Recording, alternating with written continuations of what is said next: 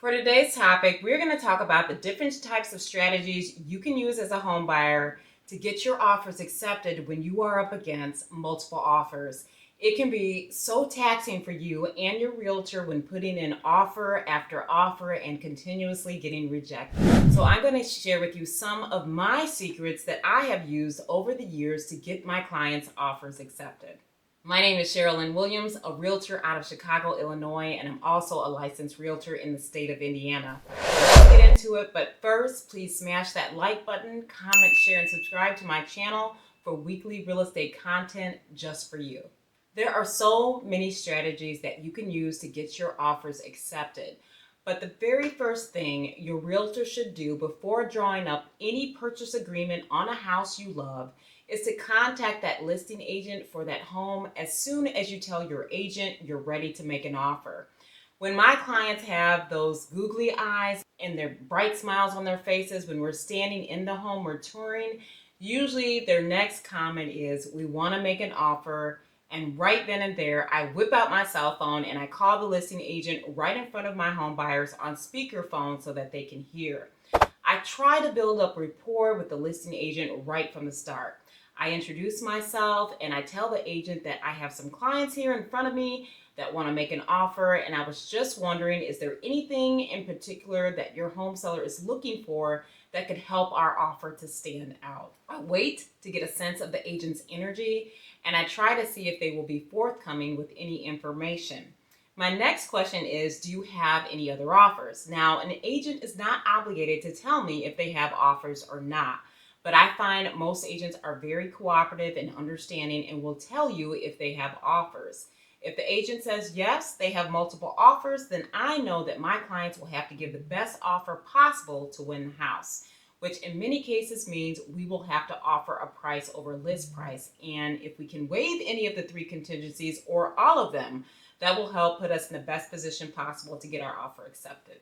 After I find out if there are any offers, I then ask the agent, how does the seller feel about the closing date or a quick close, or do they need more time to move? I'm just trying to ask any question I can to see how we can cater to the seller's needs.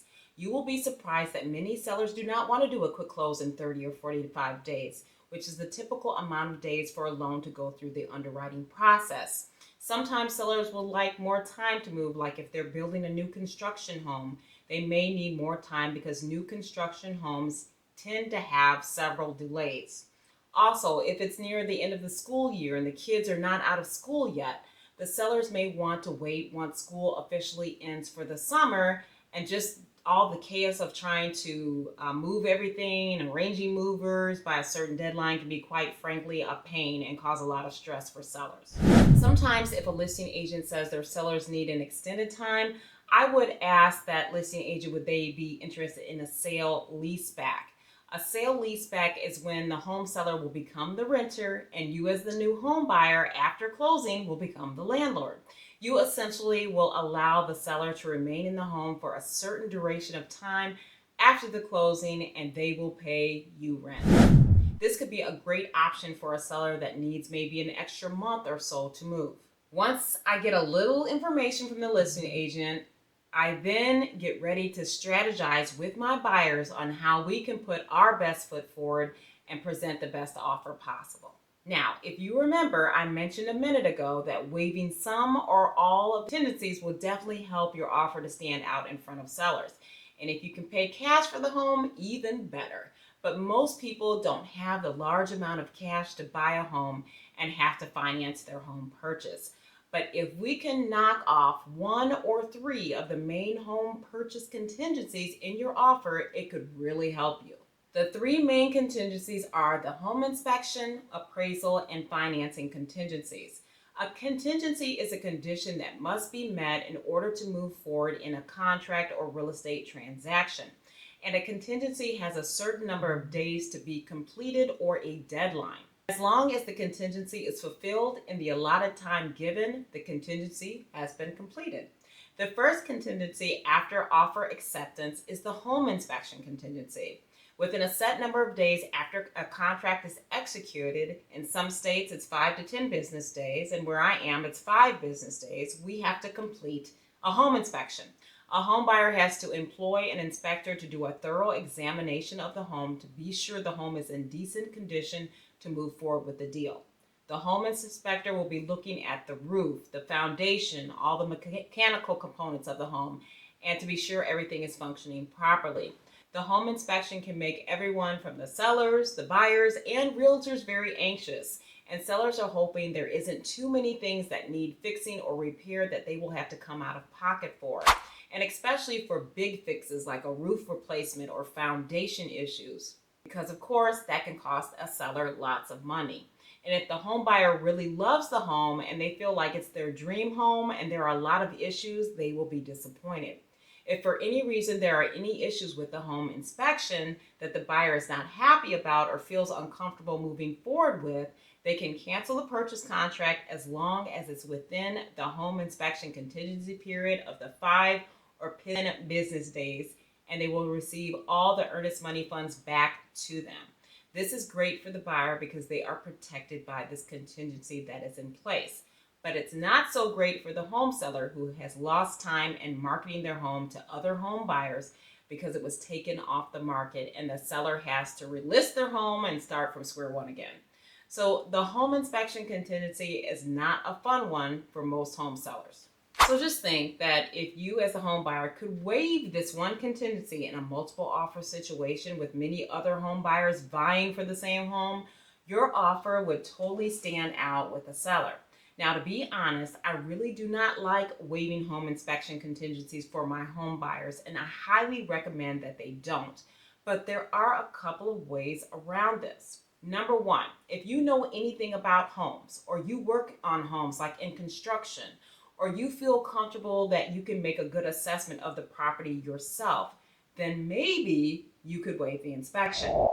Another great strategy that you could use is when you are on your first showing appointment with your realtor and you realize right away this is the home that you want to buy.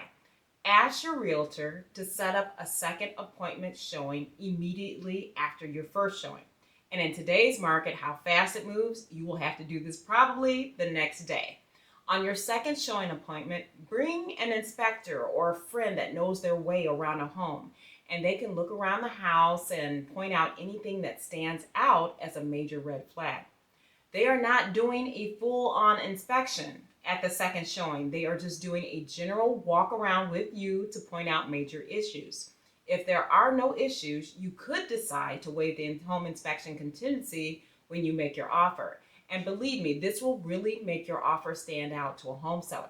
They will not believe that you do not want a home inspection, and I'm pretty sure it will place your offer at one of the top offers next to the sales price.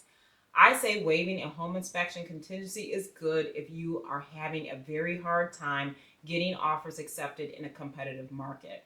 And you should only do this if you feel very comfortable doing so. The next way to really make your offer stand out is eliminating the appraisal contingency. This is another stressful contingency for many home sellers next to the home inspection because the seller is hoping the home appraises for the price they are asking you to pay. If the home does not appraise, the home seller may have to reduce the price to where the appraiser says it should be. And if the seller does not want to reduce the price because they have other offers in hand from other buyers where there is an appraisal gap, which I will talk about a little bit later, or if they have an offer of a home buyer that is paying cash where there is no financing involved at all, and the buyer is waiving an appraisal, they can ignore your offer altogether.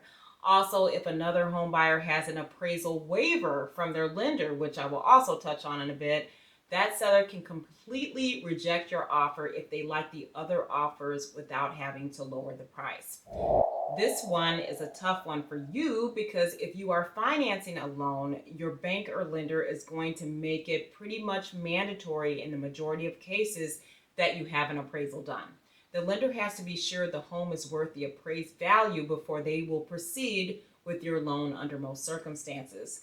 But you know how I love workarounds. You could do an appraisal gap or an appraisal waiver. Let's talk about an appraisal gap first.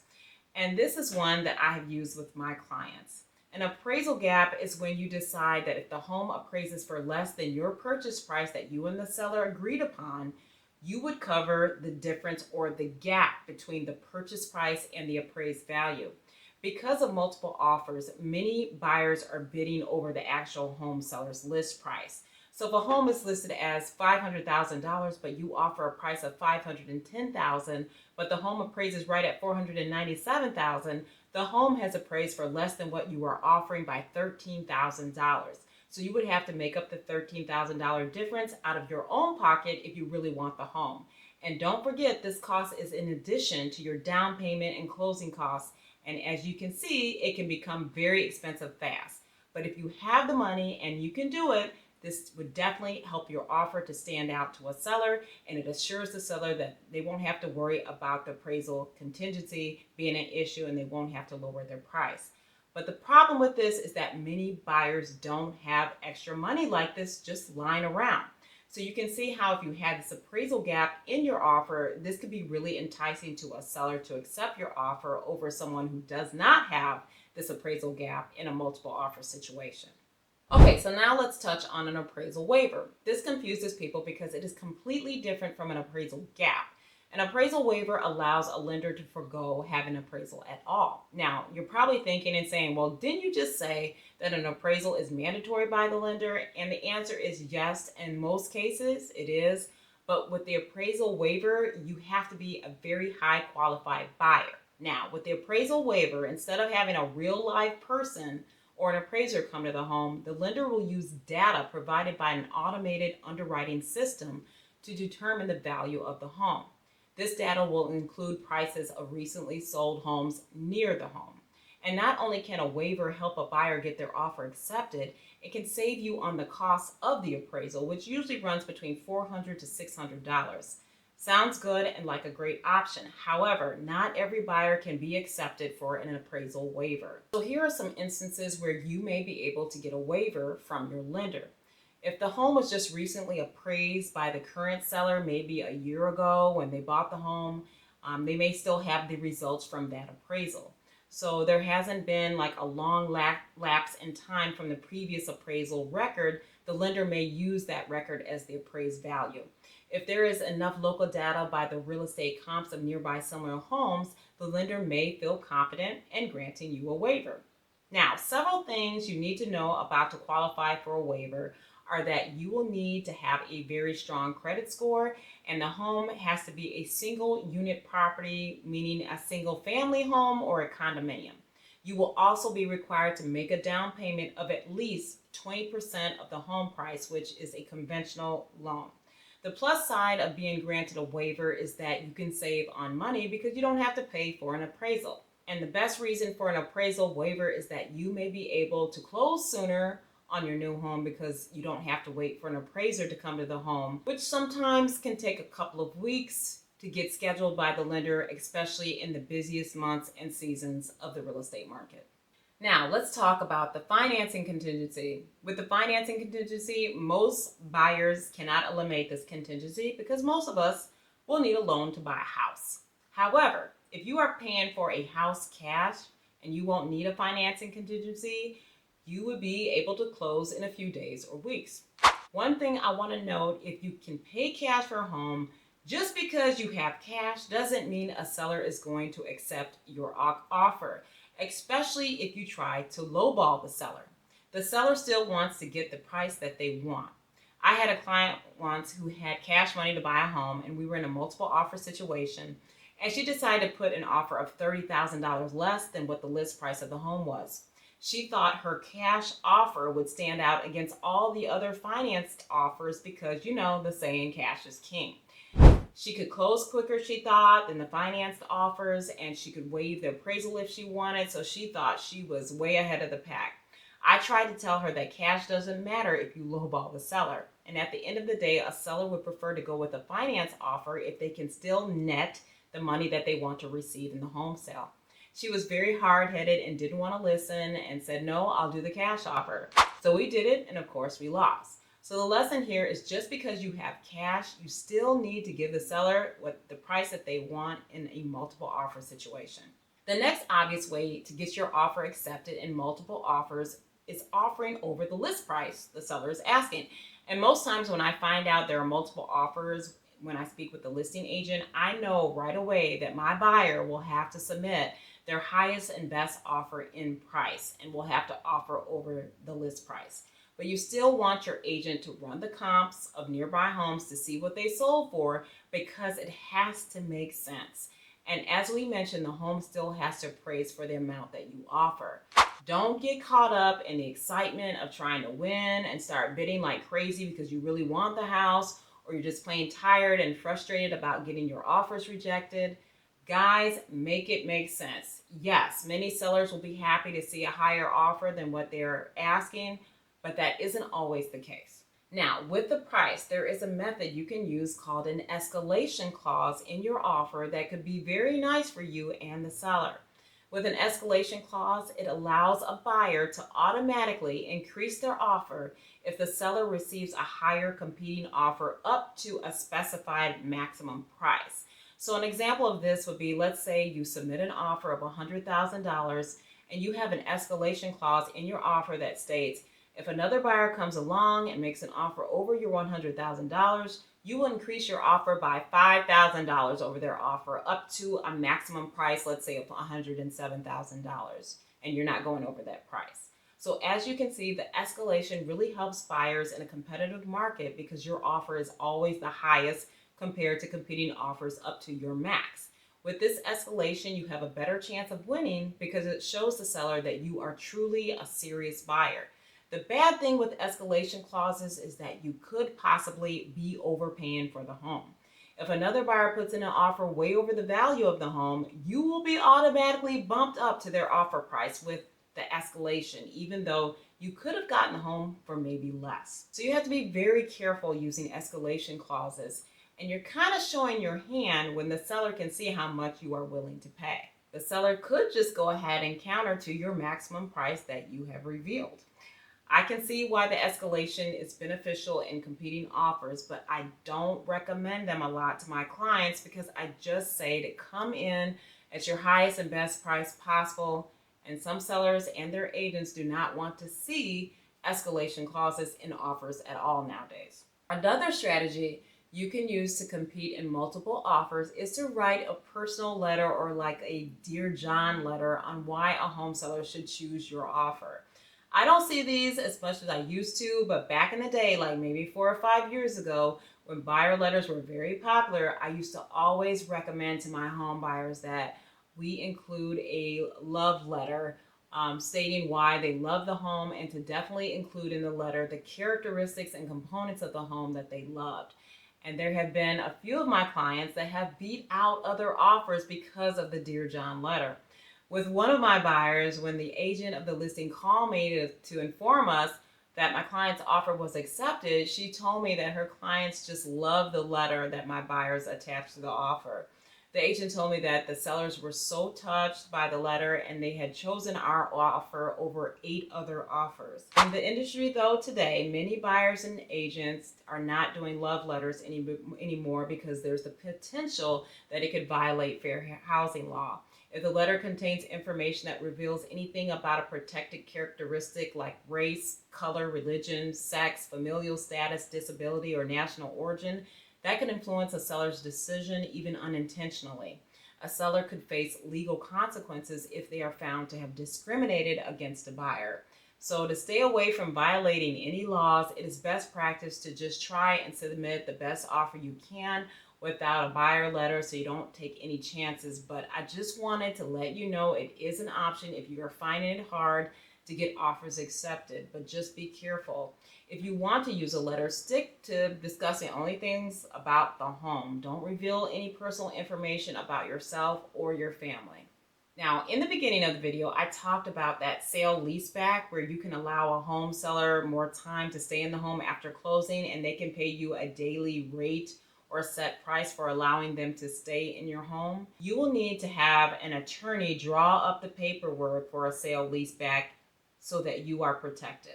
A sale leaseback could be for a couple of days, weeks, 30 days, or 60 days. This would all need to be specified in the agreement your attorney draws up. So this is a good strategy and something the seller would appreciate with all of the stress moving entails. Now, here are some things you want to stay away from when trying to get your offers accepted from a seller. The first thing is do not ask for or very limited concessions when submitting an offer when there are multiple offers. If you are asking for money or concessions, the seller can look the other way to another offer that is not asking for concessions. Concessions are great when it's a buyer's market, but not so much in a seller's market. Now, if a home is not getting much buzz or it's been on the market for some time and there's not much interest, you could try asking for a concession, but tread lightly because another offer could come in immediately after yours with no concessions, and the seller can just move on to that offer.